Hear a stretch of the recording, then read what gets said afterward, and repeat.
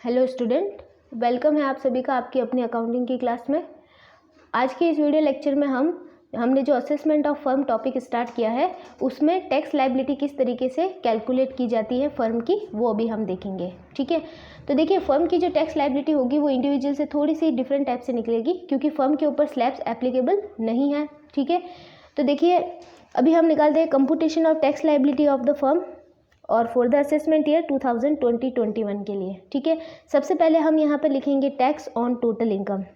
जो हमारी total income हम कैलकुलेट करके आएंगे, जो लेके आएंगे वो हम यहाँ पे लिखेंगे और उस पूरी के ऊपर हम टैक्स लगाएंगे। अब सबसे पहले मैंने आपको पहले भी बताया था, जब HUF का असेसमेंट मैंने आपको पढ़ाया था तो मैंने आपको बताया था कि जब हम टैक्स लगाएंगे तो टैक्स में क्या करना है आपको कि जो इनकम है उसको दो कैटेगरी में डिवाइड कर देना है। देखिए कुछ इनकम ऐसी होती है जो स्पेशल रेटेड होती है, मतलब उनके ऊपर स्पेशल रेट से टैक्स लगता है। ठीक है, तो जो स्पेशल रेट से टैक्स लगने वाली इनकम्स हैं उन्हें हमें क्या करना है, स्पेशल रेट से टैक्स लगाना है, इसलिए हमें उन्हें अलग कर देना है। जैसे फॉर एग्जांपल हमारे जो टोटल इनकम में अगर कोई इनकम या LTCG जुड़ी हुई है GDR की, तो उसे हमें अलग करके उस पर 10% टैक्स अलग से लगाना है। ठीक है, इसी तरह अगर आपका कोई लॉन्ग टर्म कैपिटल गेन है जो कि इंडेक्स नहीं किया गया हो, ठीक है, इंडेक्स नहीं करने का मतलब जिसकी हमने कॉस्ट ऑफ एक्विजिशन इंडेक्स नहीं की हो, तो उसके ऊपर आपको क्या लगाना है, 10% लगाना है। ठीक है, और दूसरा कोई भी अगर LTCG हो, कोई भी किसी भी तरह का LTCG हो, लॉन्ग टर्म कैपिटल गेन, तो उसके ऊपर आपको 20% लगाना है। ठीक है, फिर हम चलते हैं नेक्स्ट इनकम। नेक्स्ट अगर कोई शॉर्ट टर्म कैपिटल गेन हो रहा है इक्विटी शेयर से, जिसको हम अंडर सेक्शन 111A के अंदर लिखते हैं, तो वो अगर उस टाइप का आपको STCG हो रहा है तो उसके ऊपर कितना परसेंट लगेगा, 15% लगेगा। ठीक है, फिर हम बात करते हैं कैजुअल इनकम की। कैजुअल इनकम जैसे लॉटरी, कोई प्राइज़ मिल गया, आपने कोई कंपटीशन आपने पार्टिसिपेट किया था, उसमें अगर आपने कोई अमाउंट विन कर ली है, तो ये कोई भी कैजुअल इनकम जो कि आकस्मिक आय होती है, तो अगर आपके टोटल इनकम के अंदर इंक्लूड है तो उसे अलग कर दो और उसके ऊपर कितना परसेंट लगाना, 30%। ठीक है, फिर बात करते हैं हम डिविडेंड फ्रॉम इंडियन कंपनी। देखिए इंडियन कंपनी से जो डिविडेंड रिसीव होता है वो एग्जम्प्टेड होता है कितना, 10 लाख तक। ठीक है, तो अगर आपको कोई इंडियन कंपनी से डिविडेंड रिसीव हुआ है और वो 10 लाख से ज़्यादा है, तो 10 लाख से जितना ज़्यादा होगा उसके ऊपर हम 10% अलग से टैक्स लगाएंगे। ठीक है, तो इंडियन कंपनी से अगर आपको कोई लाभांश मिला है और 10 लाख रुपए से ज़्यादा मिला है, तो 10 लाख रुपए से जितना ज़्यादा होगा, एक्सेस अमाउंट जितनी होगी 10 लाख से ज़्यादा, उसके ऊपर हम 10% लगाएंगे। ठीक है, फिर बात करते हैं हम रॉयल्टी ऑफ पेटेंट। अगर पेटेंट की रॉयल्टी है, ठीक है, पेटेंट से अगर आपको कोई रॉयल्टी मिल रही है तो उसके ऊपर आपके 10% की रेट से टैक्स लगेगा। ठीक है, फिर अगर हम बात करें नेक्स्ट, तो नेक्स्ट है आपके income from transfer of carbon credits. अगर किसी कार्बन क्रेडिट के ट्रांसफ़र से आपको कोई इनकम हो रही है तो उसके ऊपर कितना परसेंट लगेगा, 30% लगेगा। ठीक है, सॉरी, उसके ऊपर आपके 10% लगेगा। फिर बात करते हैं next tax on remaining income. फिर इसके बाद में ये जो स्पेशल रेट वाली इनकम है ना, स्पेशल रेट वाली इनकम के ऊपर आपने टैक्स लगा दिया, इसके बाद जो पीछे इनकम बचती है आपकी रिमेनिंग इनकम, उसके ऊपर आपके 30% से लगेगा। ठीक है, अगर HUF या इंडिविजुअल की बात करें तो उनके लिए तो रिमेनिंग इनकम पे स्लैब्स एप्लीकेबल होती है। ठीक है, जो स्लैब्स होती है, टैक्स स्लैब्स, वो एप्लीकेबल होती है, लेकिन फर्म के लिए स्लैब्स एप्लीकेबल नहीं होती है। पीछे बची हुई इनकम पे कितने परसेंट लगेगा, 30% जो हाईएस्ट रेट है उससे लगेगा। ठीक है, ये सारी स्पेशल रेट की इनकम हम माइनस कर देंगे और पीछे बची हुई इनकम के ऊपर हम 30% टैक्स लगा देंगे। फिर इसके बाद इन सारे टैक्स की अमाउंट को हम जोड़ देंगे तो हमारे पास क्या आ जाएगा, अमाउंट ऑफ टैक्स आ जाएगा। ठीक है, तो स्पेशल रेटेड इनकम कुछ है जो आपको ये याद रखनी पड़ेगी। वो अगर आपके टोटल इनकम के अंदर इंक्लूड है तो पहले अलग करके उनके ऊपर स्पेशल रेट से टैक्स लगा दीजिए, एंड देन पीछे जो इनकम बचती है रिमेनिंग इनकम, उसके ऊपर आप 30% से टैक्स लगाएंगे। ठीक है, इसके बाद आपके आ जाएगी अमाउंट ऑफ टैक्स। अब बात करते हैं, अमाउंट ऑफ टैक्स आ जाती है। अब इसके बाद ऐड करेंगे हम surcharge at the rate of 12%। ठीक है, हम सरचार्ज ऐड करेंगे 12%, लेकिन हर कंडीशन में नहीं करेंगे। अगर फर्म की इनकम 1 करोड़ रुपए से ज़्यादा होती है, अगर फर्म की टोटल इनकम 1 करोड़ रुपए से ज़्यादा होती है तो ही उसके ऊपर सरचार्ज लगता है, अदरवाइज़ वो सरचार्ज नहीं लगेगा। ठीक है, तो हमें ये वाला स्टेप वहाँ पे स्किप कर देना है अगर इनकम 1 करोड़ रुपए से ज़्यादा नहीं है। और अगर इनकम 1 करोड़ रुपए से ज़्यादा है तो उसके ऊपर हमें 12% की रेट से टैक्स लगाना सरचार्ज लगाना पड़ेगा। ठीक है, तो 1 करोड़ रुपए से ज़्यादा होने पर सरचार्ज लगेगा। फिर इसके बाद सरचार्ज किस पे लगेगा, इसी अमाउंट ऑफ टैक्स पे लगेगा। ठीक है, ये जो अमाउंट ऑफ टैक्स हम कैलकुलेट करेंगे इसके ऊपर ही आप 12% कैलकुलेट करोगे सरचार्ज। फिर सरचार्ज आप यहाँ पे लिख दोगे। फिर इसके बाद उसको ऊपर वाली टोटल के साथ में ऐड करेंगे अमाउंट ऑफ टैक्स के साथ में।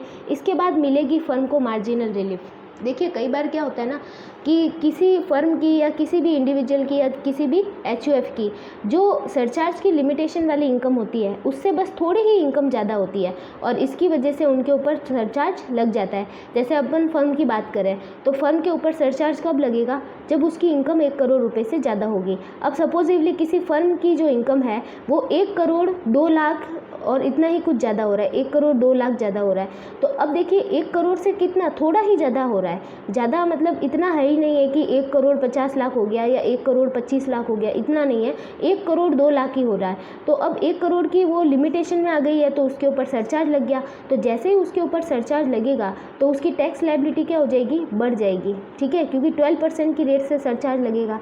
तो जब टैक्स लायबिलिटी सिर्फ थोड़ी सी इनकम ज़्यादा होने की वजह से बढ़ जाती है तो उनको एक मार्जिनल रिलीफ दी जाती है। ठीक है, और मार्जिनल रिलीफ उसी कंडीशन में मिलती है जब आपकी इनकम 1 करोड़ रुपए से बस थोड़ी ही ज़्यादा हो। अगर बहुत ज़्यादा होगी तो फिर आपकी जो ओरिजिनल टैक्स लायबिलिटी है वो और भी ज़्यादा आएगी। ठीक है, तब उस कंडीशन में आपको मार्जिनल रिलीफ नहीं मिलेगी। तो मार्जिनल रिलीफ सिर्फ उसी कंडीशन में मिलेगी जब आपका एक्चुअल जो टैक्स है, ठीक है, जो आप कैलकुलेट करते हुए चल रहे हो वो आपके 1 करोड़ रुपए की इनकम के ऊपर जो नॉर्मल टैक्स हम कैलकुलेट करते हैं उससे क्या रहता हो, ज़्यादा रहता हो तो ही मिलता है। अगर 1 करोड़ रुपए के ऊपर आप नॉर्मली टैक्स कैलकुलेट करोगे 30% की रेट से, ठीक है, और सरचार्ज लगाओगे स्पेशल रेटेड इनकम के साथ में नहीं, डायरेक्ट 30% करोगे और सरचार्ज लगाओगे तो जो टैक्स आएगा अगर वो आपने जो एक्चुअल टैक्स से जो कैलकुलेट किया है उससे कम होता है तो आपको मार्जिनल रिलीफ नहीं मिलती है, और अगर ज़्यादा होता है तो ही आपको मार्जिनल रिलीफ मिलती है।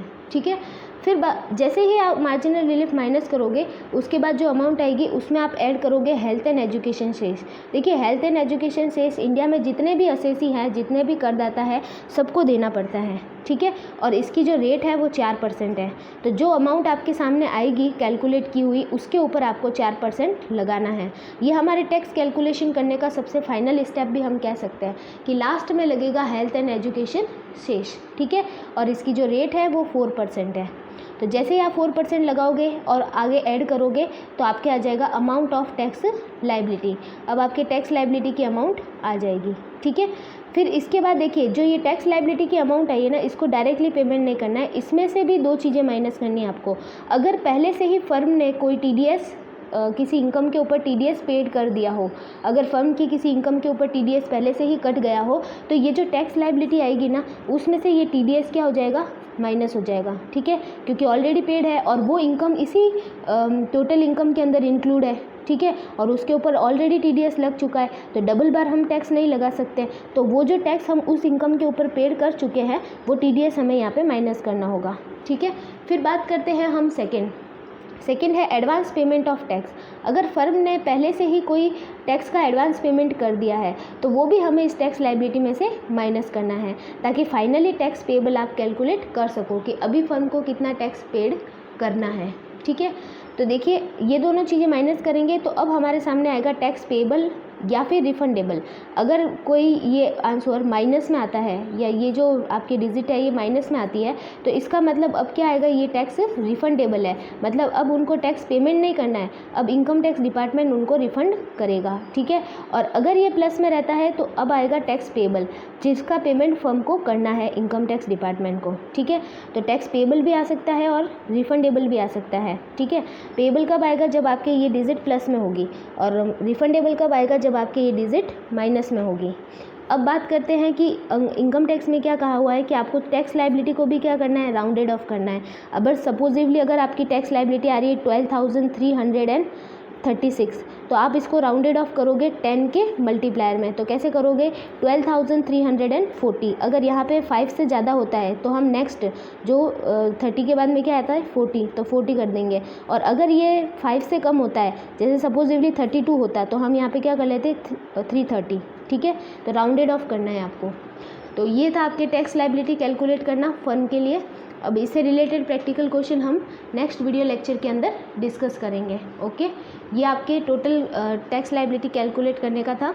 इसमें हमने अल्टरनेट मिनिमम टैक्स जो कैलकुलेट करते हैं, जिसको हम बोलते हैं MAT, मिनिमम अल्टरनेट टैक्स, वो अभी हमने देखा नहीं है। तो वो जैसे हम प्रैक्टिकल क्वेश्चन करेंगे उसके अंदर हम डिस्कस करेंगे।